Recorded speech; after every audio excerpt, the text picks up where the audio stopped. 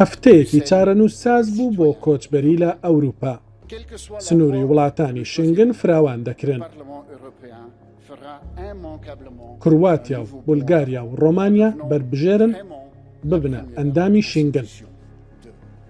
کرواتیا هەڵدەبژێردرێ، بەڵام ڕۆمانیا و بولگاریا ڕەت دەکرێنەوە. نەمسا ڕازی نییە لەو دوو وڵاتە. یلڤا یۆهانسن، کۆمیساری کاروباری نێوخۆی یەکێتی ئەوروپا، دڵخۆشە بە ئەندامێتی کرواتیا. Congratulations, Croatia and all the Croatian citizens.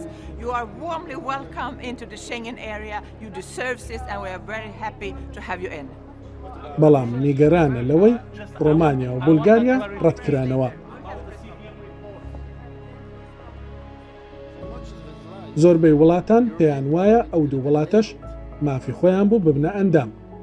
بەڵام لەبەر پاراستنی یەکێتی نێو یەکێتی ئەوروپا ڕێز لە بڕیارەکەی نەمسا دەگرن. The citizens of Bulgaria and Romania deserves to be fully part of the Schengen area.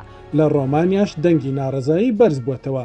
نیکۆلای چیۆچای سەرۆکی وڵات تۆمەتەکانی نەمسای ڕەت کردەوە.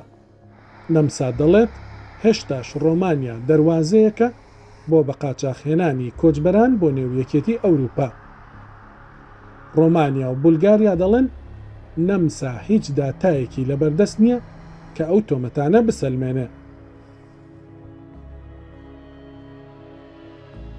بولگاریا هێندە سیاسەتی پاراستنی سنوورەکانی توندە کە تۆمەتبار دەکرێت ڕێوشوێنی دژە مرۆڤانەی گرتۆتە بەر.